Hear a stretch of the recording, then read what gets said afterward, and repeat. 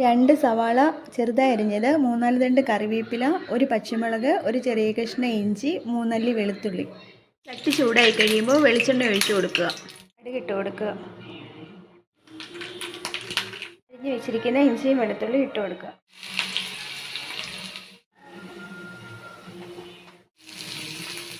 ഉപ്പ് ഒഴിച്ചു കൊടുക്കുക. വേപ്പില ചേർത്ത് കൊടുക്കുക. ഒരുവിധം വഴന്ന് വന്നിട്ടുണ്ട്. ഇനി പൊടികൾ ചേർത്ത് കൊടുക്കാം. 3 സ്പൂൺ കാശ്മീരി ചില്ലി ചേർത്ത് കൊടുക്കാം. ടീസ്പൂൺ ഗരം മസാലപ്പൊടി, ടീസ്പൂൺ മഞ്ഞൾപ്പൊടി,